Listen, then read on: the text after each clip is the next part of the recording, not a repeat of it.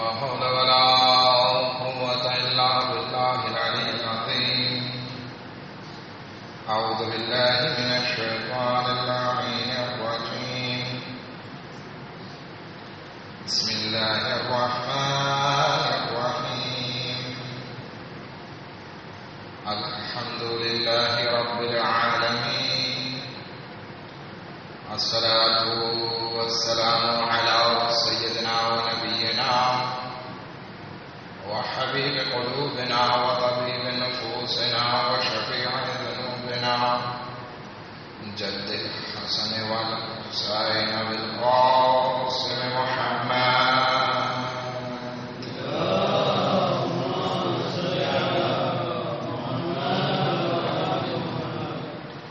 وأهل بيته الطيبين الطاهرين المعصومين المظلومين ولعنة الله على أعدائهم أجمعين. أما بعد فقد قال الله تبارك وتعالى: بسم الله الرحمن الرحيم. قد أفلح المؤمنون الذين هم في صلاتهم خاشعون.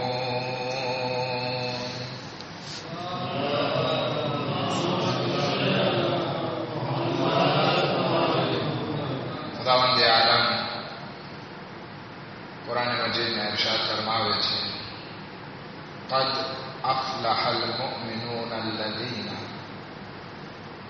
هم في صلاتهم خاشعون. હકીકતમાં એ લોકોને જ નજાત મળશે, એ લોકો જ કામયાબ થયા કે જેઓ પોતાની નમાઝની અંદર ખુશુ અને ખુશુ રાખે છે. અલ્હમ્દુલિલ્લાહ,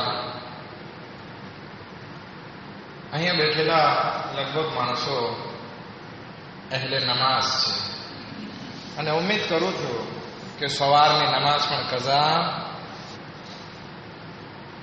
નહીં થતી હોય, કારણ કે આ નમાઝ સૌથી બહેતરીનમાં બહેતરીન ઇબાદત છે. અલ્લાહની નજદીક અગર કોઈ વસ્તુ વધારે પસંદ હોય તો એ છે નમાઝ.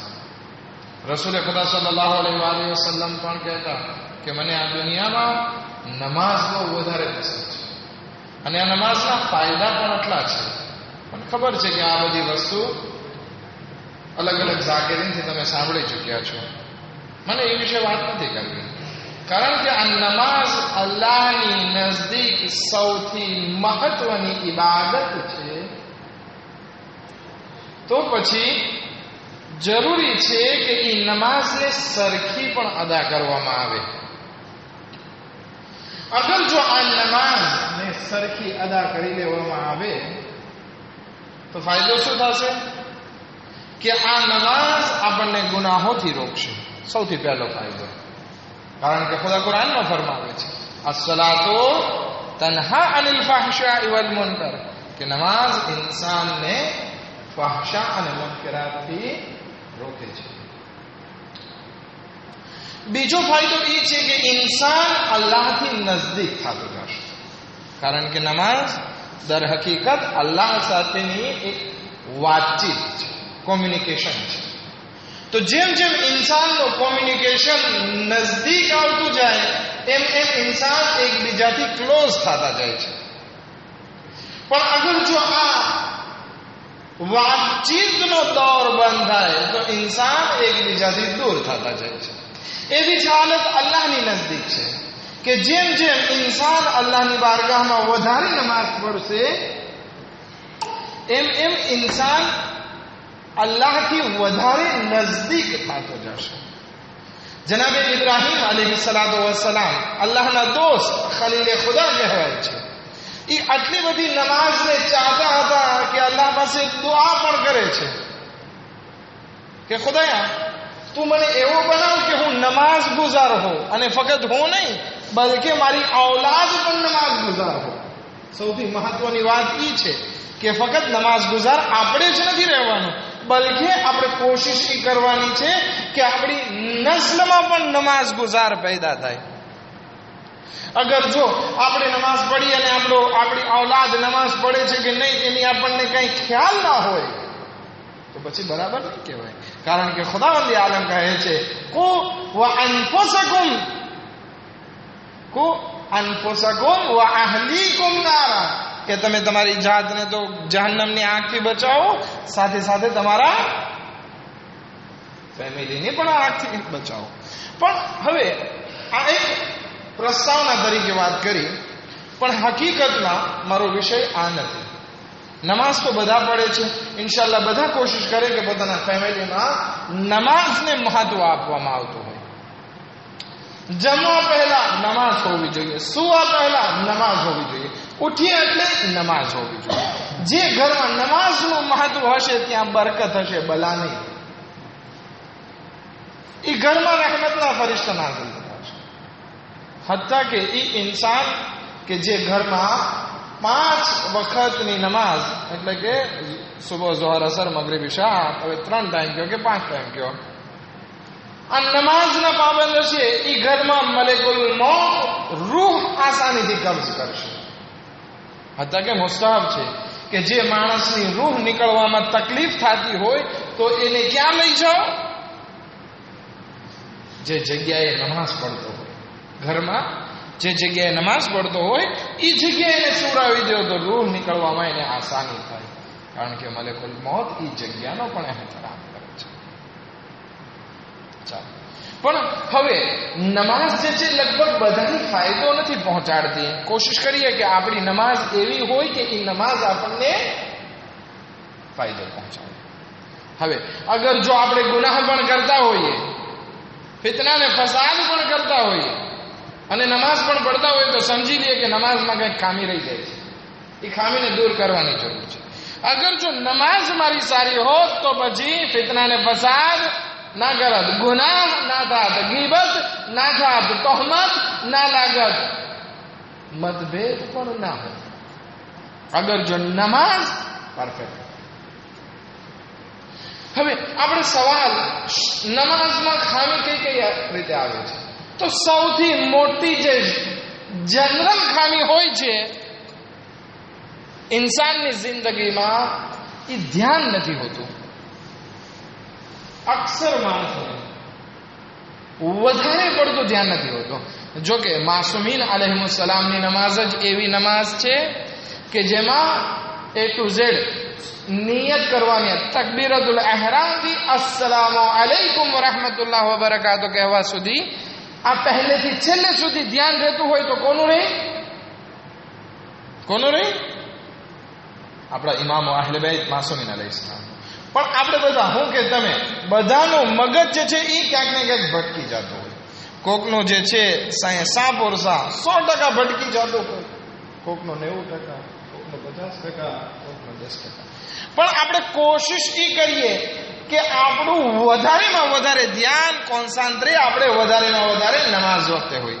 અગર તે કોન્સન્ટ્રે થઈ જઈએ તો નમાઝ નથી મૂકી દેવાની, બલકે કોશિશ કરીએ કે વળી ધ્યાન આવી જાય. પણ આપણે એના કારણોને જોઈએ કે pourquoi જે છે, શા માટે આપણું ધ્યાન બીજી જગ્યાએ નમાઝના વખતે ચાલી જાય છે. હતા કે પરાંતેશમાં કહેતો જાઓ કે કહેવત છે કે અગર ઇન્સાનને કંઈ વાત ભૂલાઈ ગઈ હોય અથવા તો કંઈ વસ્તુ ક્યાંક રાખીને ભૂલી ગયો હોય તો એને 2 જગ્યાએ જ યાદ આવે. એક ટોયલેટમાં અને બીજો નમાઝમાં. નમાઝમાં બધા વિચાર આવે તો ત્યારે યાદ આવી જાય કે મેં મારી વસ્તુ ક્યાં રાખી છે. ભૂલાઈ ગયેલી વસ્તુ નમાઝમાં જ યાદ આવે. હવે આપણું જે છે આપણે વધારે પડતા કોન્સન્ટ્રે નમાઝમાં હોતા નથી. તો હવે ક્યાં એવા કારણો છે ને આપણે ઓળખી લઈએ કે જેના કારણે આપણે નમાઝમાં કોન્સન્ટ્રે નથી રહી શકતા, અને કારણોને આપણી જિંદગીમાંથી દૂર કરવા કોશિશ કરીએ કે જેથી આપણું નમાઝમાં કોન્સન્ટ્રેશન વધે. એમાં સૌથી પહેલી વસ્તુ, ઇન્સાનની એક આદત હોય છે સપના જોવાની. ઇન્સાન સૂઈ જાય પછી સપના જોતો હોય છે. સબો એ વસ્તુ નમાઝને નથી મળતી. પણ ઇન્સાન જ્યારે જાગતો હોય ત્યારે પણ સપના જોવે છે. કાંઈક સારી મોટર દેખાણી એટલે એનું ઇમેજિનેશન ચાલુ થઈ જાય, ઇમેજિને કરવા લાગે, મારા પાસે એટલા પૈસા આવી જાય તો હું આ મોટર લઉં, પછી ઇફાતી જાઓ, ખાના ખાઓ જાઓ, પછી ક્યાં સેન્ટોગિસ જાઓ, આમ ફરું તેમ ફરું, તના લઈને જાઓ, આટલી ચાલમાં ચલાવો, કેટલાય જાતના. એક મોટર એના પાસે હજી આવી નથી અને કેટલી જાતના ઇમેજિનેશન ચાલુ થઈ ગયા, ઇમેજિને કરવાના ચાલુ થઈ ગયા. એક દૂર પડે મોહમ્મદ વાલે મોહમ્મદ પર.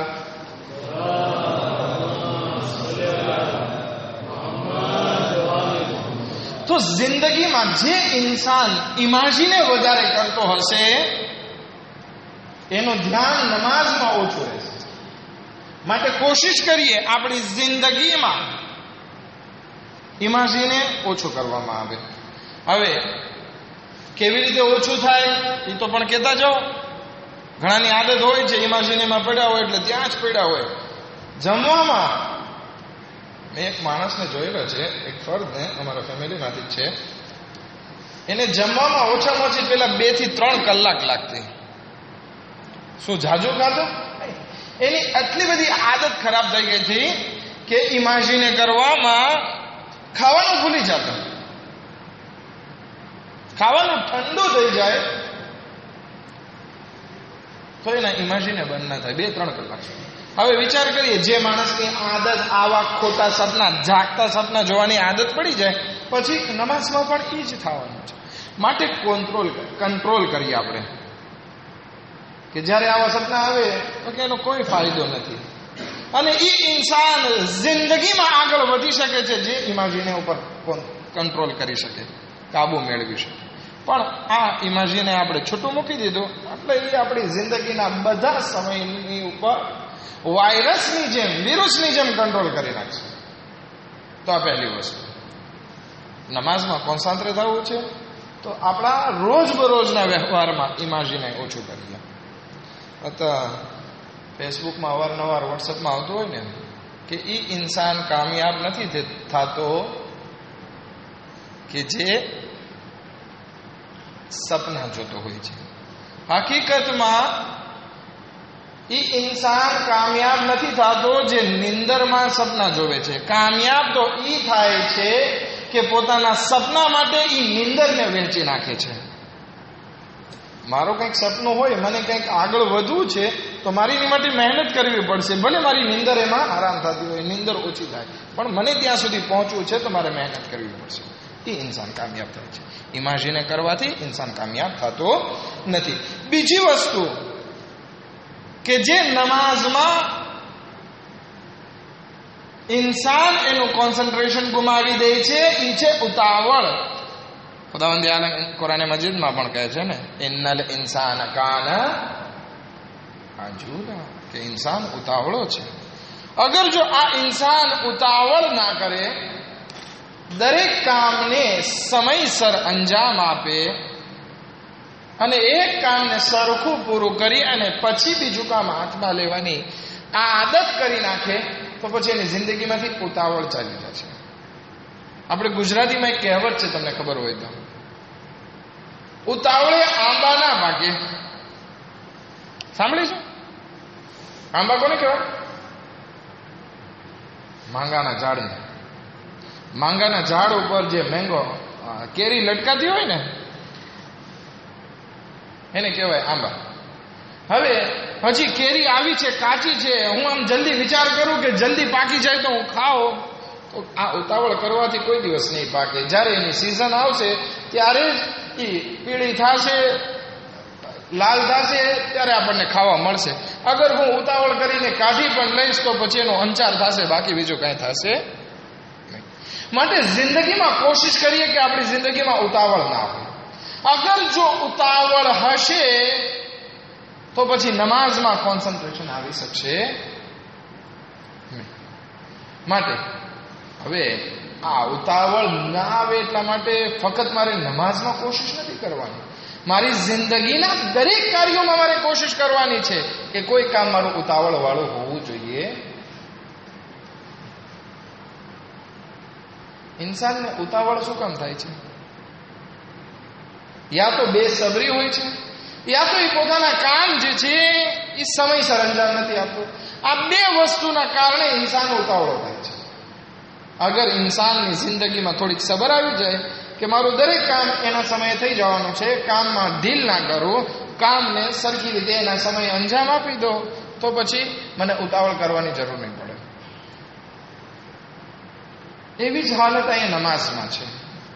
આપણી જિંદગીની બીજી ઉતાવળ જે આપણને આદત થઈ ગઈ છે એ આપણે નમાઝમાં લઈ આવીએ છીએ. જ્યારે નમાઝમાં આવી જાય છે આ વસ્તુ એટલે નમાઝમાં પણ ઉતાવળ કરીએ છીએ. એવી ઉતાવળ કે પછી ખબર નથી રહેતી કે રૂકુ ક્યારે થઈ ગયો અને સજદા ક્યારે થઈ ગયા.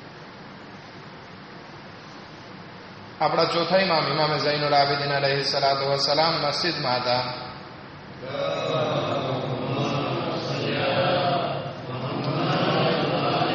માણસ નમાઝ પડતો તો બહુ રાપિદ.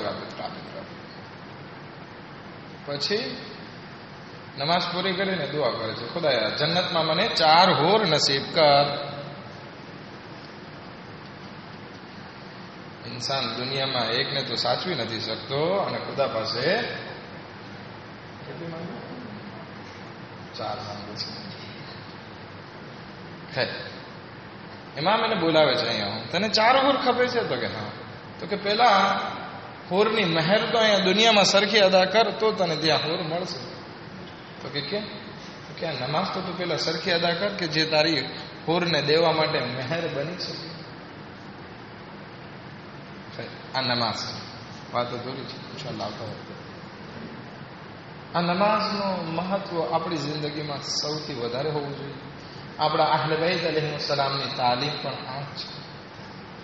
આપણા ઇમામ અક્ષર હદીસોમાં મળે છે કે ઇમામને નાફિલા નમાઝમાં માથામાં ઝરબત લાગી. જ્યારે સુબહની નાફિલા 2 રકાત સુબહ મોર પડવાની હોય છે, એમાં ઝરબત લાગી સજદામાં. હવે ઇમામ હસનના બધા માણસો આવી ગયા, કહે છે ઇમામ કે અત્યારે નમાઝનો સમય થઈ ગયો છે, બેટા હસન તમે આગળ વધો અને નમાઝ પઢો. વિચાર કરી આપણો મૌલા એ વખતે નમાઝની ભલામણ કરે છે, માથામાં ઝરબત લાગી. આપણી માટે જરૂરી છે કે સૌથી વધારે મહત્વ આપણે નમાઝમાં. આપણે શહેઝાદી ઝૈનબ સલામુલ્લાહ અલૈહાને જોઈએ, દરેક હાલતમાં નમાઝને અદા કરી.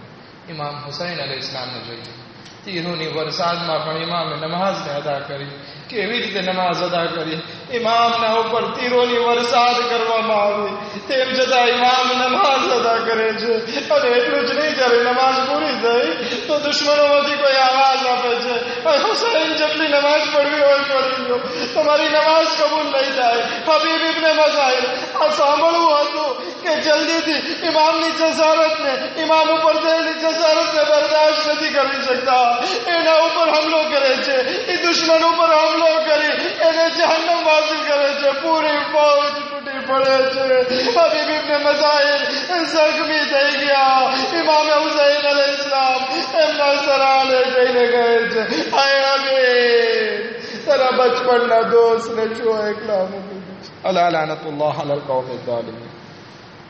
سيعلم الذين ظلموا أي منقلب ينقلبون. خدا واسط نے محمد نے آل محمد ہماری مجلس اذان قبول فرما, ہمارا گناہ کبیرہ صغیرہ معاف فرما, ہماری مشکلاتوں نے آسان فرما, ہمارا رزق میں برکت عنایت فرما.